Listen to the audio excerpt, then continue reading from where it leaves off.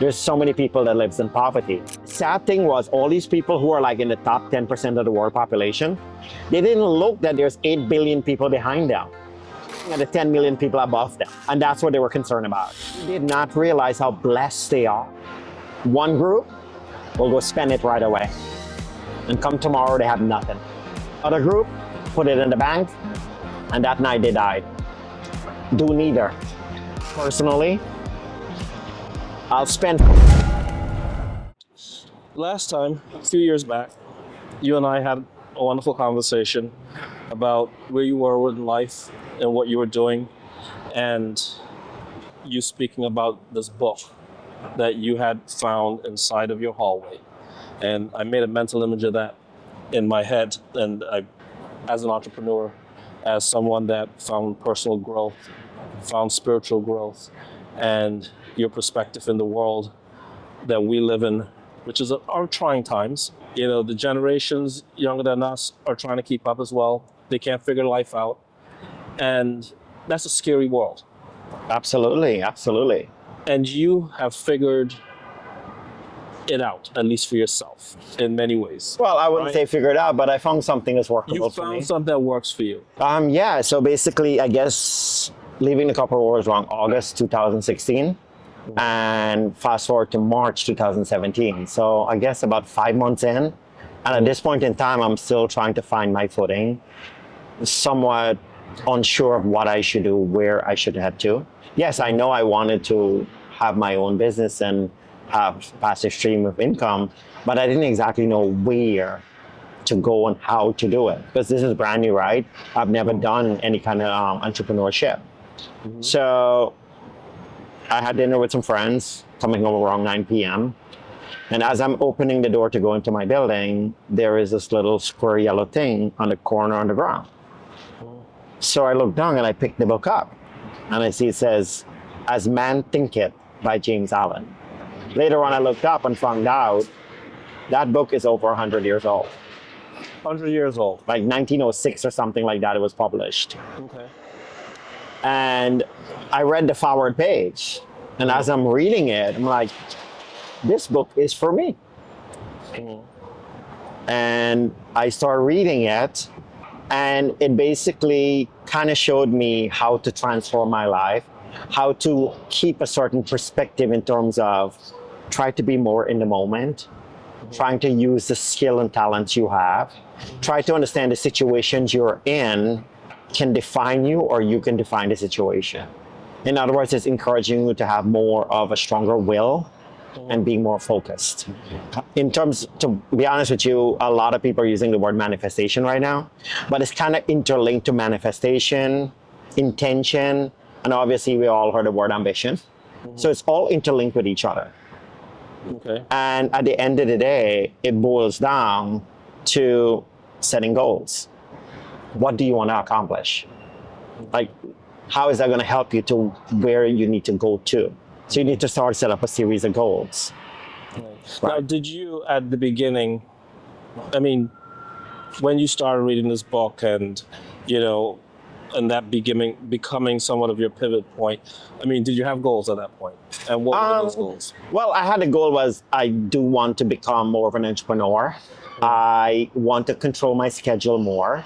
And for lack of a better word, I want to be more free. I want to I actually have a meme the other day that was talking about the real luxuries of life. And the first one was getting a good night's sleep. Right. Setting your own schedule, having a lazy morning. Those are real luxuries of life. Right. Whereas normally everybody's just rushing. Right. Like stop and listen to the birds sing. Nobody have time for that. Like these are luxuries of life. But when you look at it, it's actually very simple things and it's free. And yet we don't have time to do that. We don't have the luxuries. Luxuries of that. So I wanted to be able to enjoy those things. Those are like my mini goals. And obviously when you do goals, you should have them feed into each other. I call it chain linking. Goal A will feed into goal B. Once you finish goal B, goal A and B feeds into goal C, and so on and so on and so on. So you have a progressive approach to how Exactly. you do your goals. So everything you do will benefit the end goals. The other goal. Right. And how much of a goal setter? I mean, obviously, this is many years now since then. So at this day and age, you're probably pretty skilled It's in almost 7 terms years of now. doing Yeah, that, it's right? almost 7 years. So, so 7 years back, Yes. when you were doing, trying to figure your life out in this pivot way, was there any point where you felt major uncertainty? At that point, when the book showed up, I Okay. wasn't sure what to do. And if you recall from the last podcast, we kind of talked about various different things I was trying, and one of it was business loans.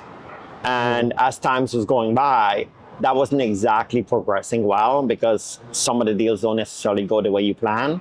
So I kind of always had this internally in which to be persistent.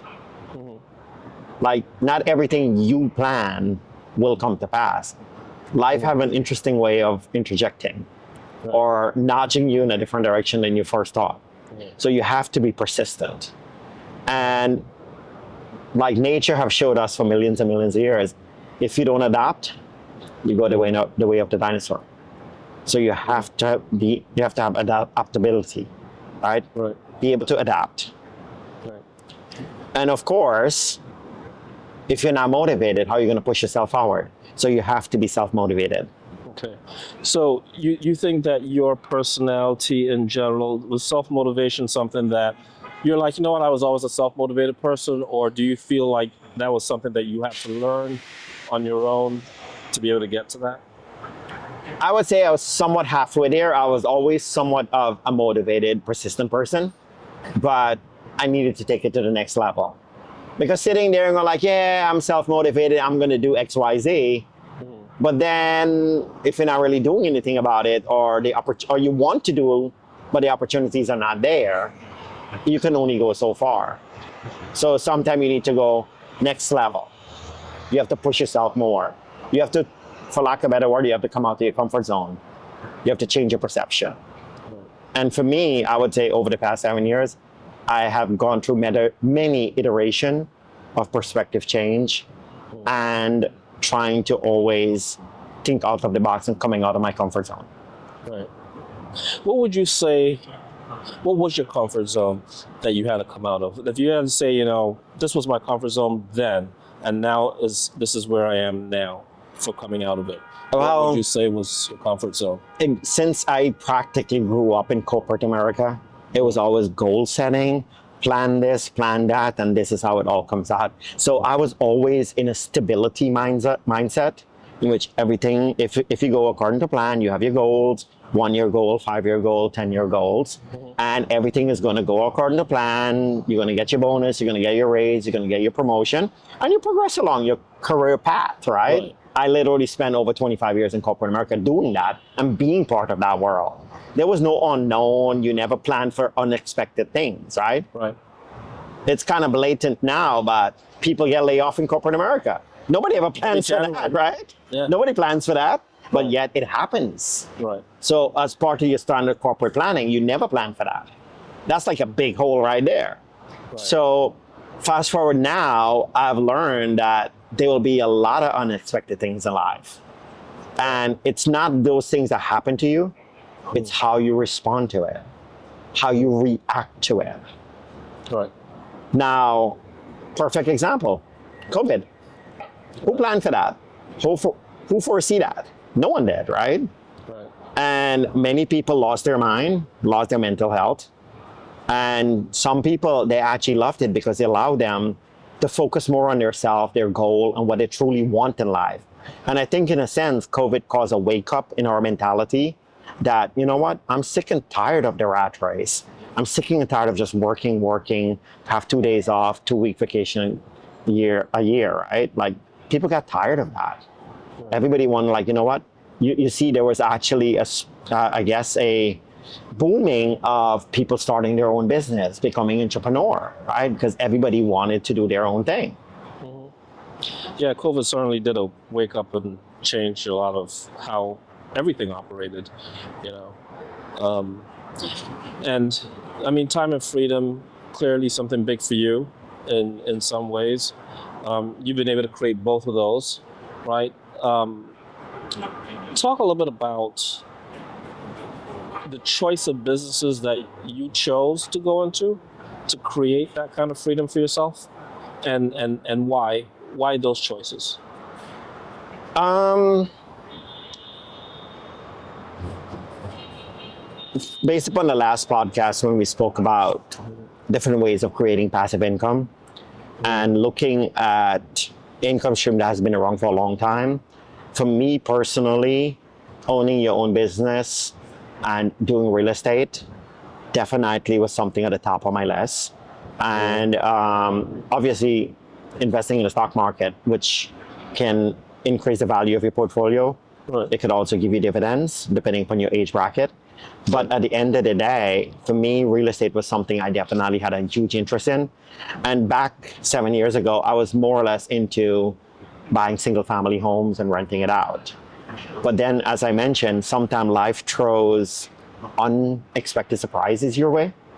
And while I was doing a flip in Jersey, I actually encountered one of my contractor. And we end up talking, and we actually end up becoming very good friends. And he was also, he became a business partner. And I was actually introduced to getting into the multifamily or building complex. So one of the first deal we did, we actually bought into a 28 unit apartment complex in which I got ownership in. And for me, that was next level. It was part of my growth. Pretty cool. But obviously, before I get to that, in terms of what we were talking about before about entrepreneur, for you to be an entrepreneur, you have to have resiliency because not everything you do will succeed. And this kind of comes back to what we talk about entrepreneur in terms of being, you have to take some risks. You don't take unnecessary risks, but you do have to take some risks. Also, we said vision, intention, ambition, they're all interlinked to each other. So in this case, you have to have a vision of what you want. Like, you're doing all these things, but where do you want to go? Where do you want to be? Right. In other words, you need to give the universe something to work with, right? Like, you're going to college, your objective is to get like a bachelor or an MBA or a PhD. That's the vision, that's the intention. Then you do the work towards that. So you need to have vision for that. Okay. Do you would you consider yourself a risk taker then, like a high risk taker, or I wouldn't say risk averse? no, I'm definitely not risk averse. I'm definitely a risk taker, but it's tempered. Like, if I'm going to get into a business venture, I want to understand, what am I getting into? How does it work? Like, what does it look like when I'm successful? And what does it look like if it's failed? Right. Because you can't just look at one side. You need to look at both sides. If I'm doing something and it fails, what are the ramifications? Right. Like, what price did I pay for it? Yeah. How much failure have you had in your opinion, when it comes to business? Like, if looking back at everything right up until today, would you say that, like, if you had to put a percentage of success to fail in your attempts each time, what I would say in terms of the number of deals that I've done, I would say I have about an 80% to 90% success rate. That's pretty high. Yeah, a couple of my deals did not go the way we initially planned. Right. But at the end of the day, you have to go through the process and work it through. And this is where resilience comes in.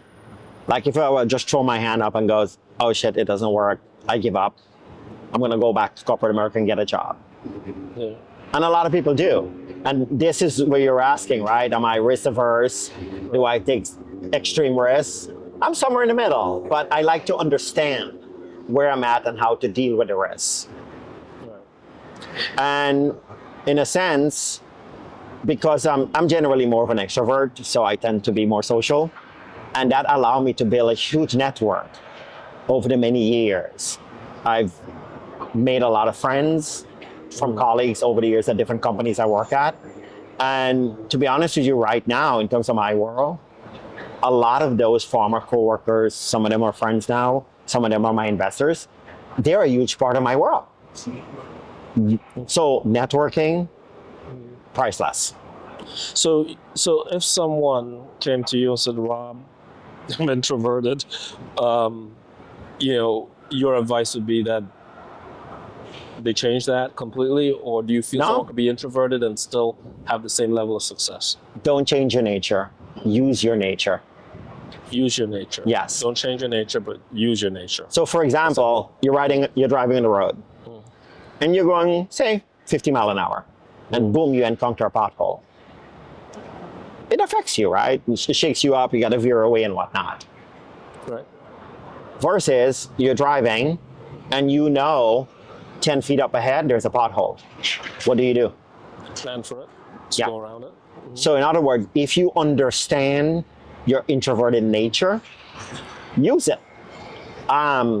Even though I'm an extrovert, I actually respect introverts a lot because they tend to thoroughly think out a situation before they act. Whereas most extroverts, we just foot first, think later. Whereas introverts will actually evaluate the risks, the success, and everything before they even take a single step. And that, my friend, is very powerful. I have a lot of introverted friends. And I do share my thoughts with them. And like one of my best friends, I will say, oh yeah, I have this deal and look all these good things that's gonna happen. And then he goes, yeah, but this can happen, that can go bad, that can go. I'm like, oh shit, I didn't think about that. Like, you're right, let me deal with it. Right. So for them, that's invaluable. Right. So no, don't change your nature, use your nature. Right. But there's got to be at some point a balance between the two. And This is why having friends is important. Yeah. I'm an extrovert. Yeah. I have introverted friends to help balance me. Yeah. Talking about that,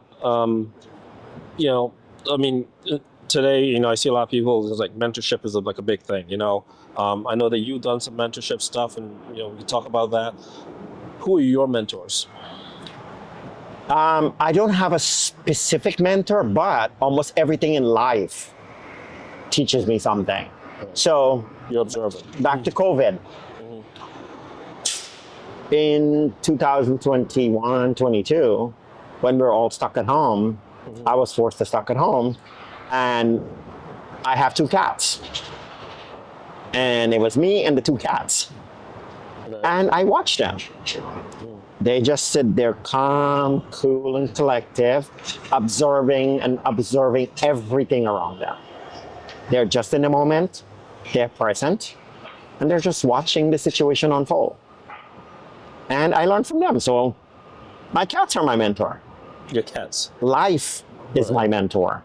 People I interact with are my mentors. Right. It's because you're tuned into it and Yeah. you observe. Sometimes I see somebody do something, I'm like, no, I wouldn't do that. And I watch them fail. They are unwilling to listen. And I watch them like, okay, now I know not to do that. Or I look at someone and they do something like, oh, they succeeded. That is something I want. I try to take things from everybody I meet. Right. Right. Like So you there's have a no mind one, of there's no one perfect person who can teach you everything. Yeah, no, certainly not. In a sense, yeah. you're my mentor. Hey, I've how learned so? from you. I've spoken to you, 7, 8 years ago. Obviously, we know each other a lot longer. But you told me, Rob, I want to become a pilot. I want to make movies. Over the past 7 years, you've done both. I've done both. See? Yes. Well, that's true. I'm sure life has shown many things at you that you didn't plan on. And I'm sure there were very dead-end roads and twists and turns you didn't plan on. But guess what? Here you are. Here we are talking. Yes.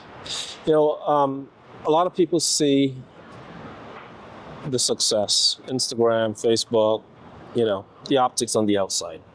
Always paints a picture, I shot hundreds of music videos and, you got artists that, with the cash and the money and the fast cars, and they're all rented and Airbnb'd and, that kind of thing. They go home to their other stuff. You know what's funny? I heard in a podcast the other day in Hollywood, you can rent a room or a mansion, I think for like $90 an hour.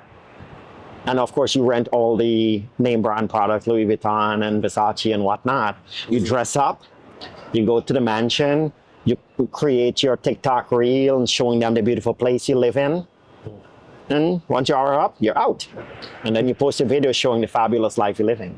So that's, I guess, fake it till you make it for some. What are your thoughts on that? I've never cared for that.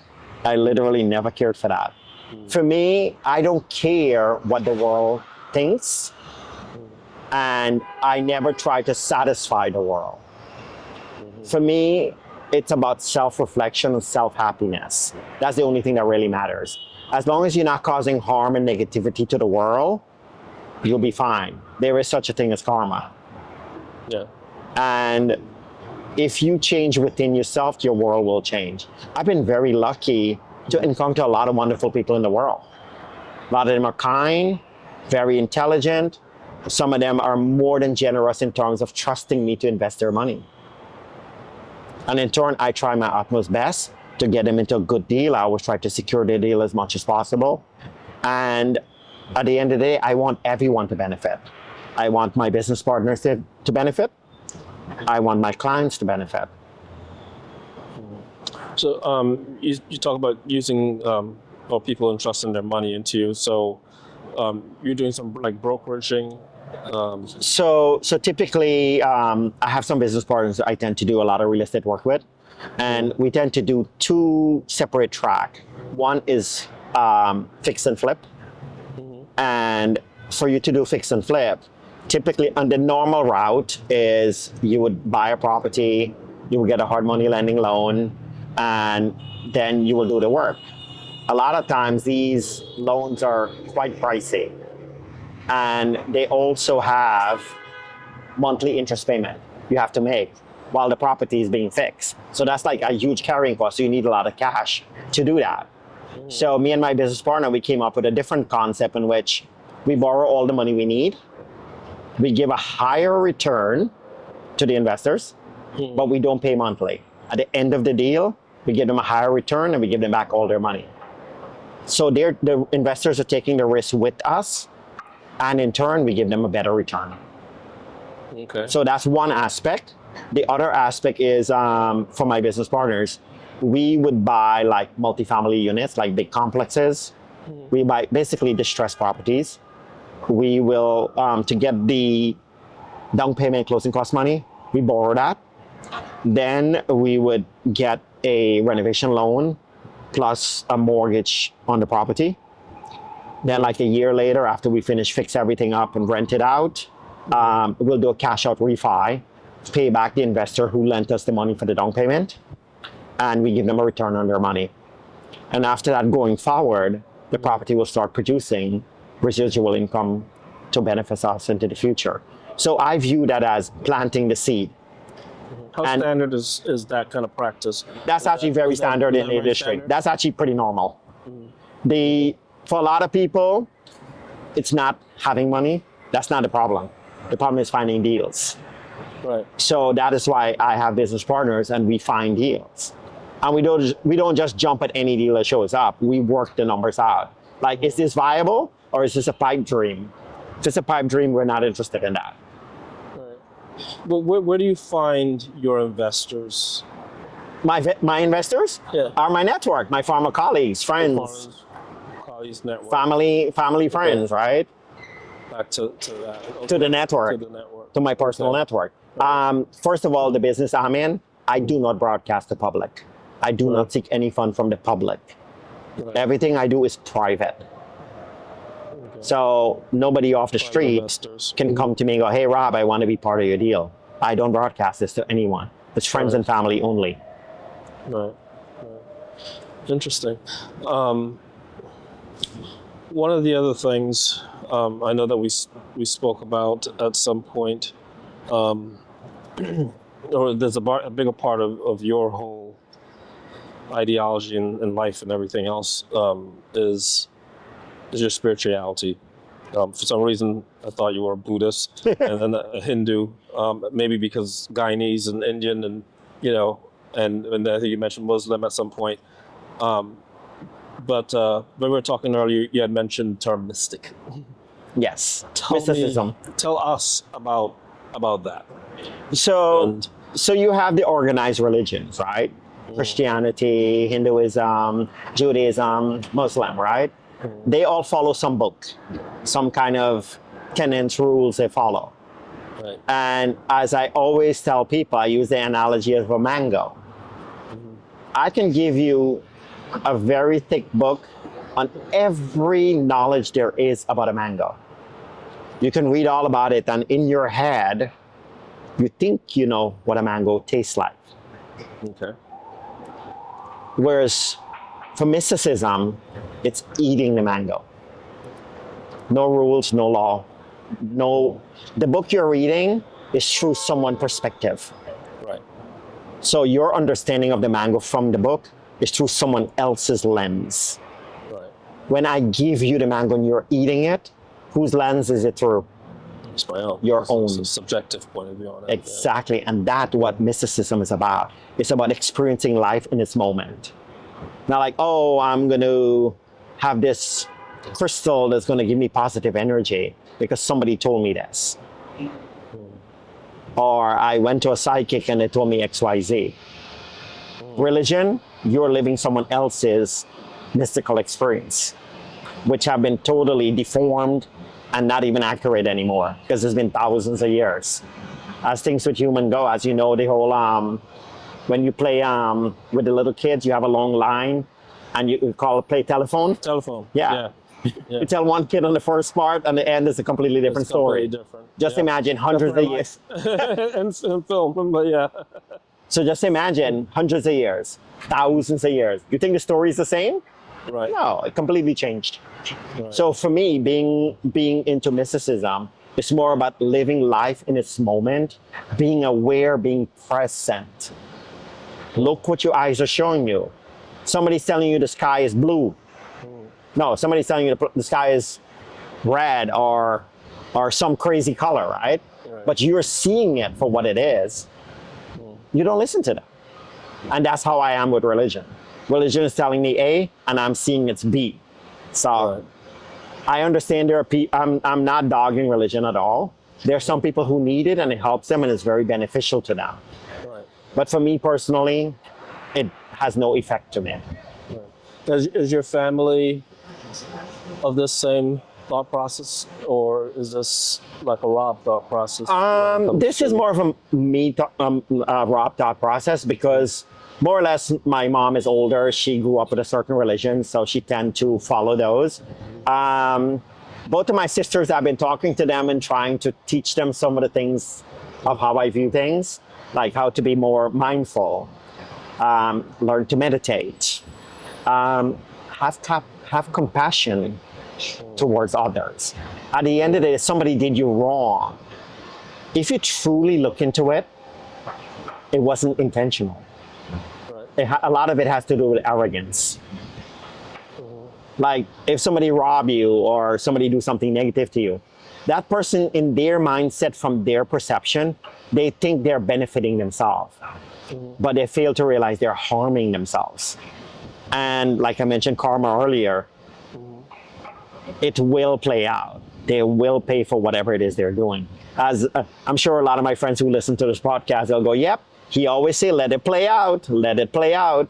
Give them enough rope, they're gonna hang themselves. So for me, you have to have compassion in towards others. Also, you have to have gratitude for the things you have in life. Like I remember there was a website called the Global Rich List. You go in there and you plug yourself in and it shows you where you rank in terms of the world. And most people in Wall Street at the time, where I was working at an investment bank, as you know, when you plug yourself in there, you're in the top 10% of the world population. And some of them were even in the top 5%. And you'll be surprised, 40 grand puts you in the top 10% world population. Wow. Because most people, some of them barely make $1,000 a year. There's so many people that lives in poverty. And the sad thing was all these people who are like in the top 10% of the world population, they didn't look that there's 8 billion people behind them. Right. They're looking at the 10 million people above them. Above them. And that's what they were concerned about.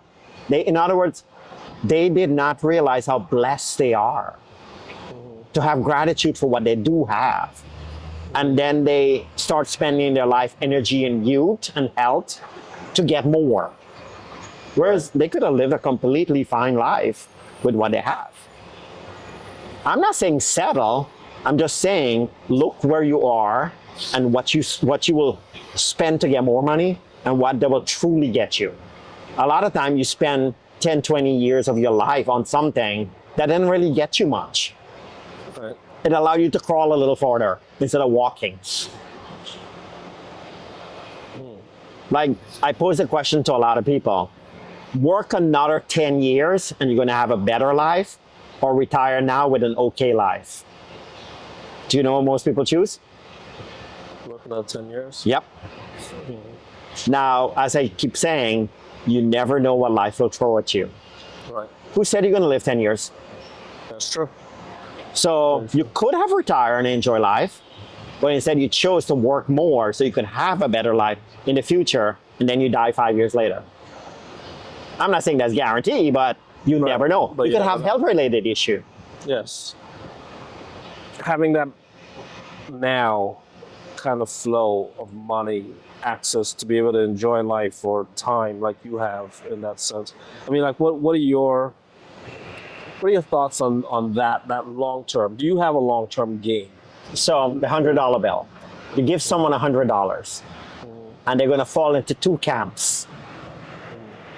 One group will go spend it right away, and come tomorrow they have nothing. The other group put it in the bank, and that night they died. Okay. Do neither. Me personally, I'll spend $40 today. I'll invest 20, and I'll save 40 for tomorrow. In other words, I do all three. So I enjoy life now. Right. I plan for long term, and I also plan for tomorrow. That's a good So, philosophy, yeah. yes, I may not have as much fun as I could have by spending the $100 today, but that's also Right. short-sighted. Right. So I live life in the moment, but balanced. And this actually goes into what I was saying in terms of spirituality and how to transform your life. You have to have a balance of everything, right? If you overdo anything, Right. it's bound to have negative effects. Right. You save all your money, means you're not enjoying life now. You spend all your money today, you have nothing for tomorrow. Tomorrow. You have to have a balance. And in a sense, with the book we were talking earlier, As Man Thinketh, you have to transform your life. And I don't know if this quote is really Einstein or not, but I've seen it online or not, pretty much everywhere. If you do the same thing every day expecting different result, that's the definition of insanity, right? Yep. I've heard So if you never change yourself, if you never change your mindset, how will you transform your life? If you're doing the same thing every day, how are you going to transform your life? that. Right. So you have to have a mindset shift, right?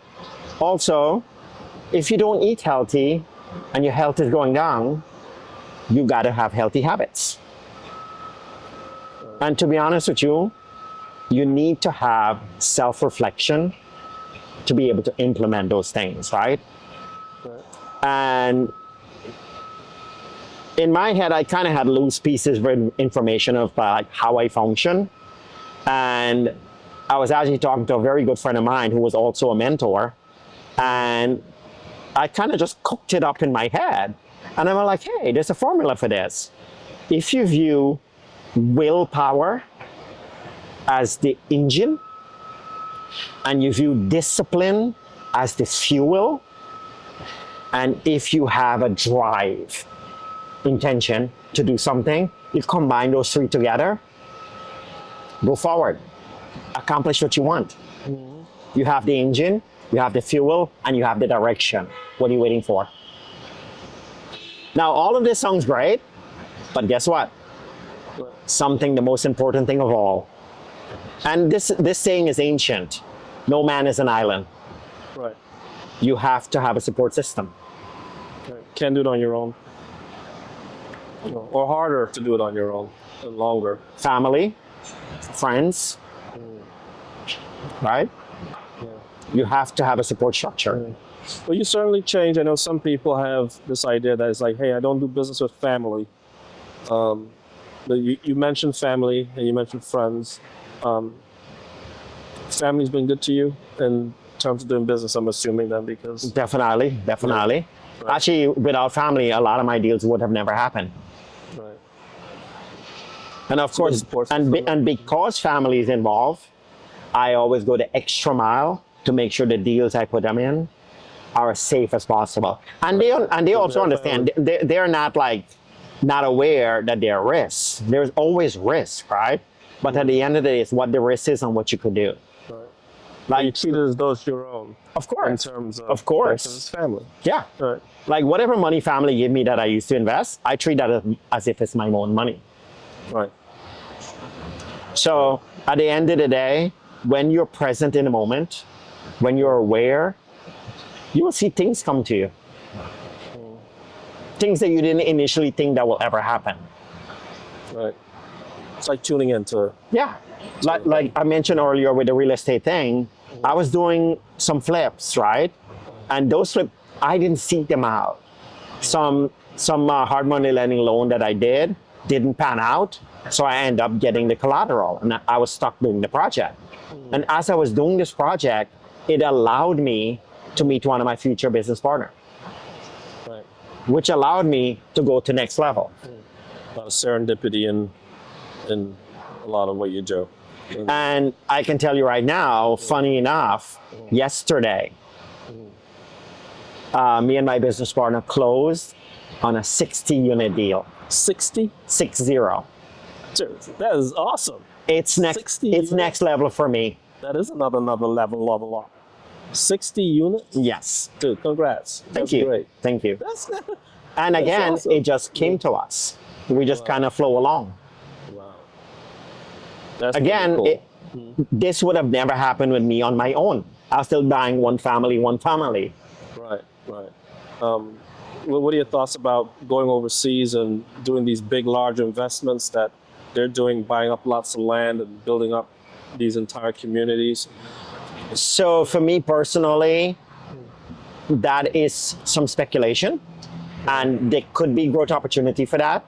But I follow one of the rules that my high school teacher taught me, and also I think Warren Buffett kind of say it: stick to things you're familiar with, Right. and in that way, if things go wrong, you can understand that. Like in 2008, when the stock market crashed, all those CDOs and derivatives, a lot of the people who were invested in them had no clue how they worked or what could go wrong.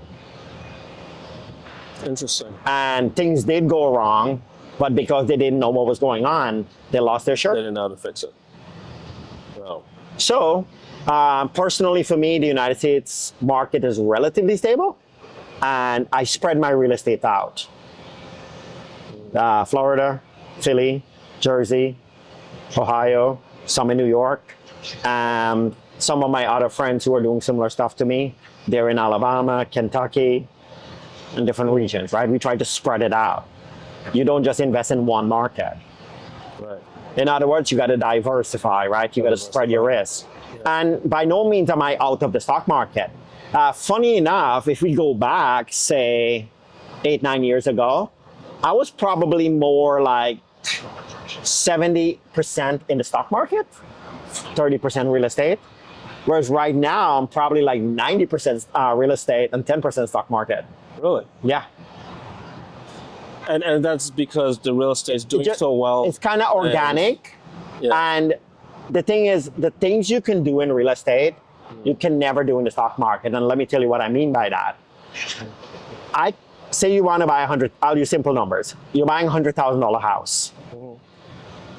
You can put 10% down or 20% down so you don't pay PMI.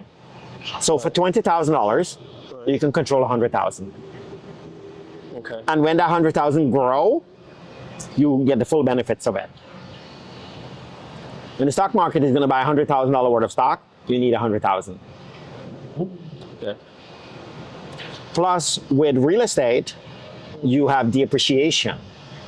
Then you actually have the asset itself that's appreciating. So that's two things that benefits you. Secondly, you have a tenant in there who's giving you rent. And you get to write off all expense against that for that real estate entity. Right. So for me, real estate is definitely a good investment. But again, it comes with the territory and it helps to understand it. Right. I don't understand Dubai market. I know it's a big giant city to sprout up from desert. They want to be a financial hub for Middle East and they're doing great. But at the end of the day, that's big money. For build one of those skyscrapers, that's billions of dollars. That is outside my league. So I will not waste energy or thoughts on stuff like that. Or is it in your goal plan further down? Maybe the next time we're sitting down talking, you'll be like, yo, I bought one of those. Oh, I wish. But remember we talked about risk, right? Right. For me, that's on the crazy risk That's on level. the high risk side. Yeah. Okay. I don't need that. Because remember we talked about intention? Right. My intention is simply live a life that I'm comfortable with. Right. That allows me to do what I want. Wake up when I want. Go listen to the birds if I want. Sleep well. Right. Simple shit, right? So you know when you have enough. And that, my friend, is the most powerful word. Enough. Sadly, a lot of people don't know that word.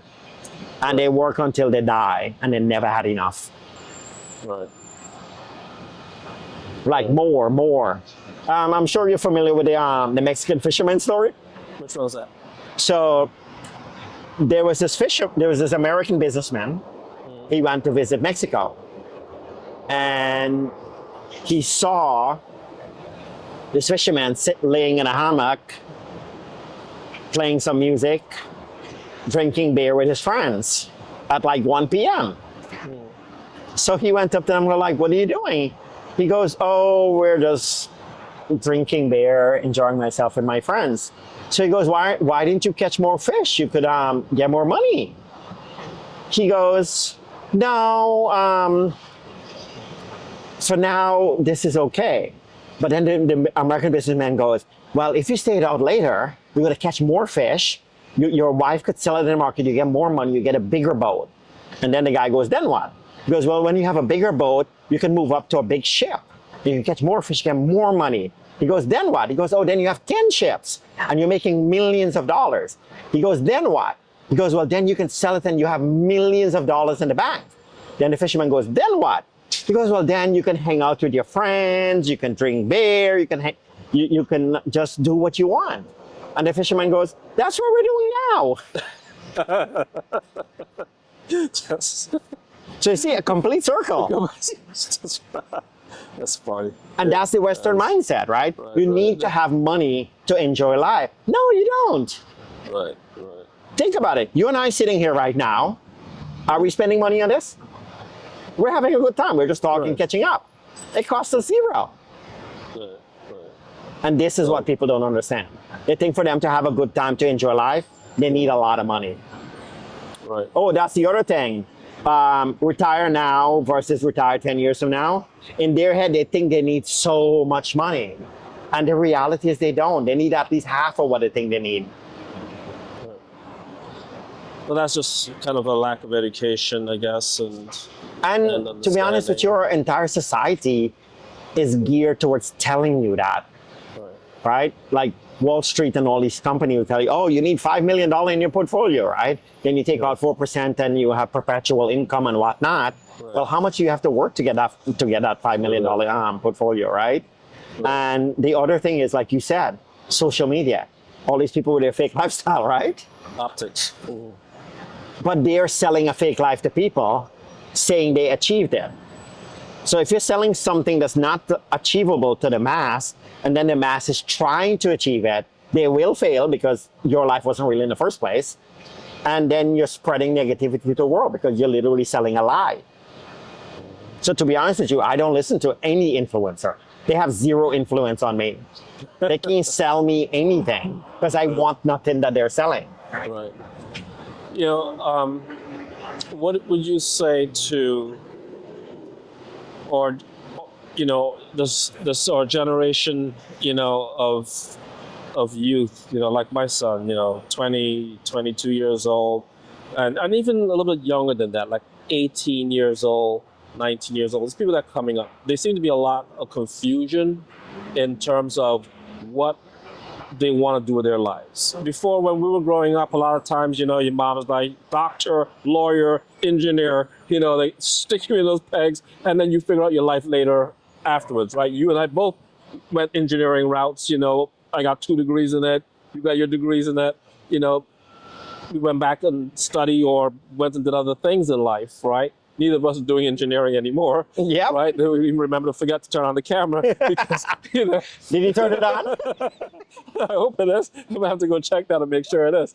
But, what would you say to this generation, one, about that confusion? Because a lot of them that I speak to, I deal with a lot of young people, especially like in the film industry, that really don't know where they want to go.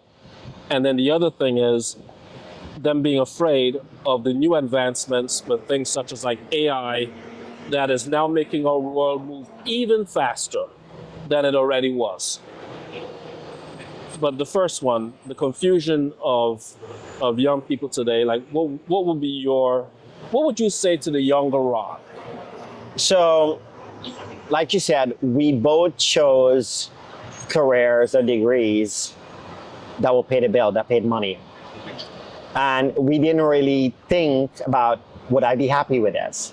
Is this what I truly want? And I think, in a sense, a lot of young people these days, because of the internet, because of YouTube, TikTok, and all these social media out there, they have more access to what their potential life could be. So therefore, they're not simply valuing money. They want to value self-fulfillment, personal happiness, mental health. They're considering all. You and I didn't consider that. And look how crazy we went to technology, working 80 hours a week. Yeah. Young people are going like, no, I don't want to do that. Right. Well, we didn't know any better. So in a sense, young people have a lot more knowledge now that can somewhat help them navigate, but at the same time, like you said, it creates a confusion as in, what do I do? My advice would be, look at what you're naturally gifted with. You have some kind of talent. There's something you're good at. Notice I didn't use the word passion. I didn't say pursue your passion. I said, look at your talent, something you're good at. Use that to pay bills while you focus on what you truly want to do in life. And the most important thing of all, try to be in the moment, be present. If you're able to do that, your life will unfold very interestingly. And the reason I say that is, like I said, back in corporate days, we used to plan. What's your 1 year goal? What's your 5 year goal? What's your 10 year goal? But nobody ever said what you get laid off next week, right? What should go after you get laid off? Exactly. Next week? Nobody said that, right? So in a sense, when you're present in the moment, things will unfold and your life will become so interesting. Right. And for me personally, when I was in a corporate mindset, Terrence, I was terrified of the future. What if things didn't go the way I planned? What would I do? I was terrified. Right. But guess what? Now, I'm present in the moment and I absolutely love whatever will happen. I don't know what will happen, and that actually makes me excited. That literally makes me excited. Excitement for the unknown. Because I don't know what it will be. Because to be honest with you, if life goes the way I plan it, it'll be boring. It'll be so boring. I never planned the pandemic, right? And look what happened. Well, I think things like that are some of the things that have given a lot of the young people pause too, because, they come into this world and it's sort of, COVID happened and people died and we were locked in our rooms and, we're stuck on our video games and computers and whatever. But no one expected such a big change. I mean, I saw even, like Bank of America and all the others, putting up big buildings right before COVID, big, 30, 40, 50 story buildings to populate. COVID happened, shut all that down. And then they realized that, people can work remotely, distributed work models. And so now, there's a shift even that. So a lot of people are working more from home now, but then that reduces that whole socialization, that network that you talk about in terms of of being able to build. It should be a Well, balance, that- right? Yeah. You don't need to be five days in the office, Right. and you don't need to be 5 days at home. A little about. Yeah. And to answer the second part to your question about AI, Yes. nobody knows what the future holds. And whatever they think AI is going to bring, Right. it's giving them anxiety. And to be honest with you, I am of the mindset that I use AI as a tool to help me do what I'm doing currently. For example, I created a real estate fund to do flips, Right. and I needed to do a pitch deck. That is something I've never done in my life. A pitch deck. Yeah, a funding pitch Do them deck. all the time for films. Yeah. So guess what I did? I went to You use AI. ChatGPT. I Right. said, ChatGPT, ask me 5 questions that will help you create a pitch deck for me. ChatGPT spit out 5 questions. I give it 5 answers, in-depth answers. It spilled out a superstructure of what the pitch deck looked like. I copy that into PowerPoint, and then I fill in all the details. And lo and behold, I created a pitch deck. Yeah. That's very powerful. In the That is. past, I would have to probably hire someone to do that for me. Oh yeah. Oh yeah. So, in a sense, I think that is so powerful, especially if you look at what you're good at. You can start using these AI tools to basically supplement. Like, if you go biking on a normal bike, you can go only so fast. But if you're riding a power bike, you go even faster. So same thing, use AI to power you up. Some of these questions here, we got a few of them. We'll pick Okay. pick a couple of them. Sure. If you could travel in time, or travel to one moment in your life, and change something, what would it be, and why? My initial answer would be I wouldn't change anything about my life because I actually like where I am at now. However, I'll entertain the question. If theoretically I could do that, I'll probably go back to 2008 and tell myself, don't worry, things will work out. Okay. That would be about it, really. That would be one. Okay. What is one unconventional belief you hold that you think could challenge the status quo? One unconventional belief that you think could challenge the status quo. And I know you got plenty of different beliefs that could challenge So the status quo. this is not just me because this is actually ancient, is basically the way I view and the way I live my life is every individual is not separate. Okay. We are all one and the same. And because I view it that way, I will never intentionally harm another person. Because I view you as another version, a variation of me. And every being, every creature is a variation of what I am. It's powerful. So I view it as a whole. And if we do that, all the nonsense that goes on in the world, politics, race, religion, country, nationality, all of that will be disappeared. It certainly would. It's one humankind, one planet, and we're all part of each other. I like that. Okay, let's see. If you could have any superpower for a day, what would it be and how would you use it? Superpower. One superpower. If you had one superpower for a day, so it's not infinite, what would it be and how would you use it?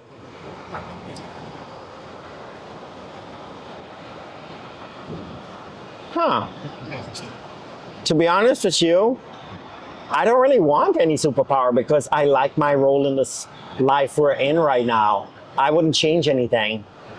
Okay. Hey, because you got your own superpower. That's why. My mind was kind of wandering, thinking maybe if I can zoom outside of time and look of all of reality, but I don't want to do that. I'm enjoying the present moment. Okay. And I literally don't want to know what will unfold. I just want to be in the moment as it unfolds. Okay. Music. You're listening to a song. Does your mind try to anticipate the song, or does your mind in the moment enjoying it? Most of the time, I'm just enjoying it. Yeah, it's the same thing for me in life. I'm enjoying it as it's unfolding. All right. If you start trying to anticipate it, one, you get anxiety, and second, it may not happen the way you anticipated, which leads to disappointment. Expectations Yep. in a certain way. What is your thought on expectations? Because I have my own theory in terms, and that's why a lot of times people are like, well, how come you're not so mad and angry about things? And for me, it's because I set expectations in a certain way. Not that I don't expect the best from someone, but if someone disappoints me because they didn't do something, I'm not as taken because I don't set my expectations in a way that. So before I answer that, first of all, you project it onto the other person for them to do their best. What if they're not capable of what you think is their best? Now let's get on to expectation. When I was younger, I had a lot of expectation, which led to a lot of disappointments. So over the years, I've learned to accept people for the way they are. And with the mindset I just told you about, viewing everyone as a variation of you, Right. I truly expect and think people are doing the best they can. And I don't know their backstory, so I cannot judge them. Like telling someone, I know you can do this. No, I don't. I don't know what their home life is, what their personal life is, what traumas they have, what limitation they're dealing with. I don't know that. So for me to expect them to do certain level is going to lead to disappointment. And one, it put pressure on them. And secondly, I will be disappointed when they don't deliver what I expect. What you expect, yes. Whereas it's good to communicate what is required. Like for example, if you were to say to me, Rob, I need you to talk 1 hour on the podcast. Now I can tell you know what? Can I do 1 hour of talking? Can I do more? Can I do less? If I can't do an hour like Terrence, I can't do an hour. Let's do 30 minutes, take a break, and then we can continue. I will tell you what I'm capable of, and you tell me what you want. But if you expected me to do an hour, and then 45 minutes in, I'm conking out on you, Right. guess what? Right. I did more than I could have done. You expected more. Right. Right. So instead of expecting of others, communicate what it is you're looking for. Yes. And I think a lot of people might be able to self-assess what they're capable of doing and what they're not capable of doing. Okay. If you could choose to master any skill instantly, what would that skill be and why? If you could choose I do have an answer for that. I would want to understand all languages out there so I can speak to anyone in their native language. I like that. Because I love to meet someone on their level. Do you know the language you speak actually alters the way you think? As an English speaker, we can only think certain ways. Someone who speaks Chinese or Spanish or Arabic, they will think a different way. Yeah. So for example, the Latin languages, the Romance languages like Spanish, Portuguese, French, Dutch, English, right? They're all based off the Latin alphabet. And we all think certain ways. That's why the Western world tend to function as one whole block. Whereas like if you think of Middle East or think of Chinese and think of Sanskrit, right? All these different languages is a completely different alphabet, completely different way of thinking. They are different. Yeah. So to answer your question, I would want to understand all languages so I can speak to everyone. I like that. That's good. But I'm not unhappy that I can only speak English. I have to be happy with what I got, right? So you can do it. Yes, that's what I have. All right, let's pick two more of these because these are fun. Sure. Let's see. All right, if you were to write a book about your life, what would the title be? Expect the unexpected. Expect the unexpected. Okay. Because the life I'm living right now, I never ever dreamt it. You never dreamt it? Nope. There's no way I could It have wasn't dreamt on this your life. vision board. It You was didn't have a vision it was board. beyond my limits at the time. It was beyond your limit at the time. For someone who have a couple of pennies, they're thinking about $10. Right. They're not thinking of $100,000. Right. Right. So the title will be Expect the Unexpected. Expect the unexpected. All right, that's good. Let's see. One more. If you can create a new law that everyone in the world had to follow, what would it A be? new law. If you had to create a new law that everyone could follow, what would that be?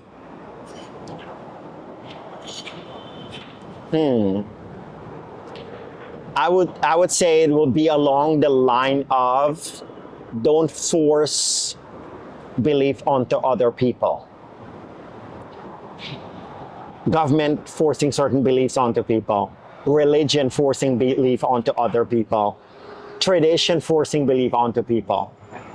I would outlaw all of that type of method.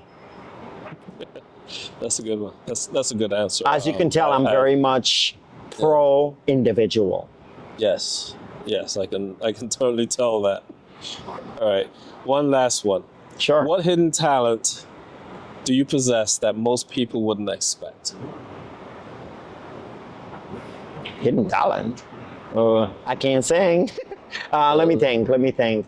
I would say my hidden talent will more or less be just by talking to someone and listening to them, whatever problem, whatever issue they're going through, I'm able to filter out the bullshit and clarify it so they are able to use what I clarified to help themselves. Like I agree with that. sometimes I've known you for as long as I've known you. I would say that. I think you're pretty good at analyzing situations and circumstances and throwing them back out.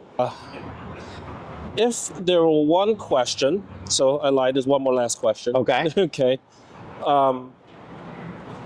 Well, first off, is there any question that we haven't really spoken about that you would like for anyone to be able to know anything about you or some particular area that you would want to touch on? I would say try to be open-minded as possible, because at the end of the day, it's not one thing that makes up your life. Life is made up of a series of moments.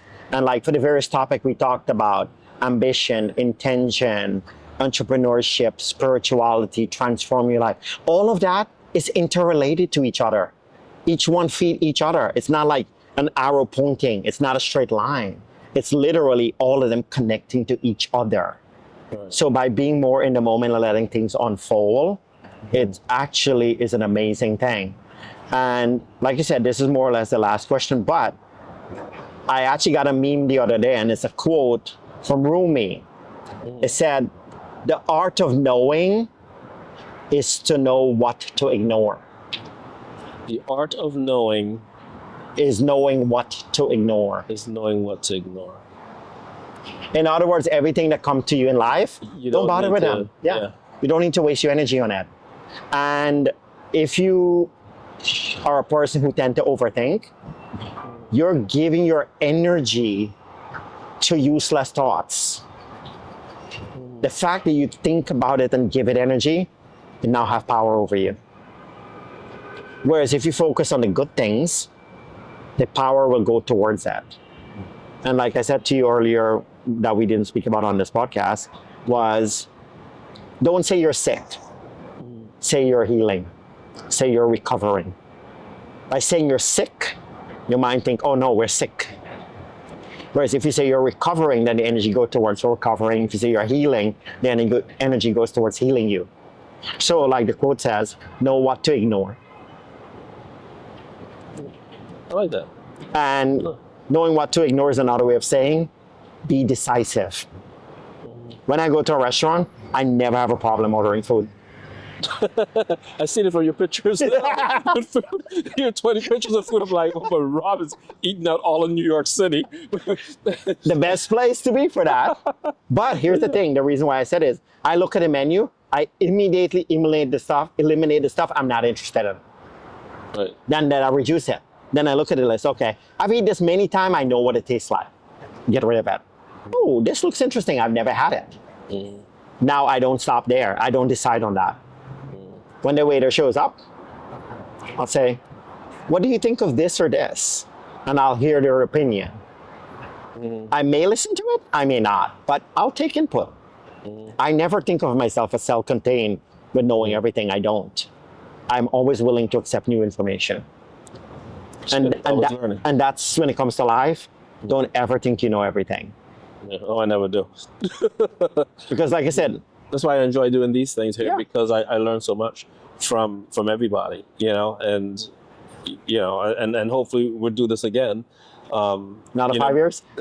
well, maybe sooner than that. Because as you know from So- our last 5 year conversation, Yeah. hopefully I've changed since then. I like to think I did. Oh yeah. No, absolutely. I think I can tell there's an arc in some respects, from your business and even your thought process and your spirituality. I mean, you're spiritual then, you're still spiritual now, or as you said about mystic and Well, it's still being And refined being and refined, things falling but- apart, things added, right? yeah, but I can still feel there's change inside there, and that's important, right? Growth. If you're still in the exact same place you were, 9 years ago, then it's like, hey, we're gonna have to have a talk. Well, about remember, your thought definition of process. insanity, right? Doing the It's the same same thing, thing. expecting a different result. Yes. Sometimes I think I do have a lot of insanity in certain parts of my life. I can tell you that. And I keep thinking, but then I come back and I think like, well, but if I quit now, right here, then I can never succeed in that spot because I quit it. So I can never quit that. I can only change the way that I go about it. You know what I mean? Sometimes it's important for you to cut your losses. And sometimes it is. Yes. You know what gambler addiction is? You got your last dollar. If I put this $1, I'm going to make back everything I lost. Yeah. No, I don't have that. It's not that bad. Then It's you not put your that bad. dollar, and guess what? Yeah, you lose everything. Exactly. Yeah, yeah, no, it's not that. It's more like just approaching things differently. Because as you talk about resilience earlier, that sometimes you just gotta be resilient. Sometimes sometimes things fail. They didn't perform the way that you thought they might have. Well, maybe you need to change your approach. Maybe it's the way that it's done. So I always listen to that, and I trust my gut as well, because that has never been wrong. Then every time I don't, or that intuition, you know what I mean, then I can always regret it. It's like, should have listened, I told you, But So yeah. think of yourself as a building, right? And it has a superstructure. There's a lot of foundational structure. There's a lot of posts, right? And there's different floors. Resilience is one of them. Mindset is another, right? Compassion is another. And all the things we discussed today, all of those are different levels of your building. Yeah. A lot of people all try the to build their found- building with one post. all the Resilience, foundations right? of- Or money or something like that. And Right. to kind of wrap things up, a lot of time I've spoken to so many people about being lost in life and stuff like that. And do you know what they all told me? Yeah. They need money. Because it's all the They focus. think money will solve all their problems. They being lost in life. They're not enjoying the lifestyle they're supposed to be enjoying. Poor social media. Right. And You're comparing yourself. and I'll to other ask them people. why. And- And after a couple of whys, eventually we get to the real point, the real answer. And the real answer is people want to be free to choose their life. I agree with that. And they believe money is the answer. And I'm talking about money actually becomes another person. Right. Oh yeah. P. Diddy said, "More money, more problems." Yeah. He's amazing. So if you go back to the Mexican fisherman story, yeah. you go through the whole The whole circle thing to come back to to enjoy the freedoms you have now The freedoms when you you had have. nothing. Yeah, certainly. I love to listen to a lot of podcasts and others and stuff like that inspire me, because I'm like you. I feel like this avid learner that I always feel like when I leave that conversation, I leave with something meaningful that I grow. You know what I mean? And for me, that's happiness. Like I can learn every single day. What would be something that, for our next guest, I'm going to be interviewing Gary Donatelli tomorrow, 9-time Emmy Award winner, very successful. in as a director and a producer and all that stuff, and we're going to talk about things in film and stuff. Give me a question that you would like him to answer for you. I think it'll be a two-part question. It will be, are you truly happy? And are you content with it? All right. Well, there you have it, Gary. Are you truly happy and are you content with it? I'll pay that one forward to him and we'll do it. Well, Rob, I enjoy these conversations, man. Definitely. I appreciate you doing, these are the first ones. Again, you're like the second first with this, as you know. By the way, I hope you hit record. And we're going to see, hopefully there was record hit on that camera over there, because we had some challenges getting this thing set up, But, we're out here, we're not in the studio, enjoying New York City, and, and taking in some of that, including all the noise that comes with it, but we'll filter some of that out. Yeah. But you know what? I like the setting. It's nice, it's relaxed atmosphere, and this is living for me. You know what I mean? And do you notice something? I had a spot in mind, and then I had an alternate spot in mind. Neither one of them worked out, and we ended up here. And now we are. And notice I was so free flowing. Yeah, I was so free flowing with it. Yeah. We were wherever we end up, right? Yeah. And that's the thing with life. Accept what it gives you. Yeah. Can you imagine me being angry that we couldn't do where we wanted to do? Yeah, and that's welcome to my life in the film world, and that's one of the reasons why I'm just kind of like, all right, that didn't work, so let's just try something else, and that keeps me calm. And one other thing that always keeps me calm, because somewhere in my head, and I always tell everyone this, I tell my producers this, I tell people I work with, actors, it doesn't matter who, even investors, there's nothing I can't walk away from. And I say that for myself, and I say it out aloud because Do you know that's very powerful? It certainly has been for myself, at least for my own mental stability in going into anything, is always knowing that if this didn't work out, my exit strategy is that I'm okay with walking away from it. So to relate to non-duality mysticism that I'm into, and at the same time life, so here's how to look at it. There's some gray clouds. One person will go, oh no, the rain is gonna ruin my day, it's terrible. And they're not happy anymore. The other person go, oh, it's gonna rain, the plants are gonna get water and it's gonna cool the place down. They're happy. And the non-dualist goes, oh, it's gonna rain. No judgment. No judgment. So then that brings us to life. I'm sure you've heard it, and many of us have heard it. Oh, life is not fair. Who said life is fair? True. Did anybody ever tell you life is fair? Someone said that it was. Yeah. But So the thing is, life is. Period. This is. End of story. The other stuff we add to life is what's causing us problem, which is basically expectation. Oh, I'm gonna have a good life. Oh, I'm having a bad life. No, those are all expectations that you think life is gonna give you. If you had accepted life for what it is, you wouldn't have those problems. Powerful. I like that. So take away your expectation from life and watch it unfold.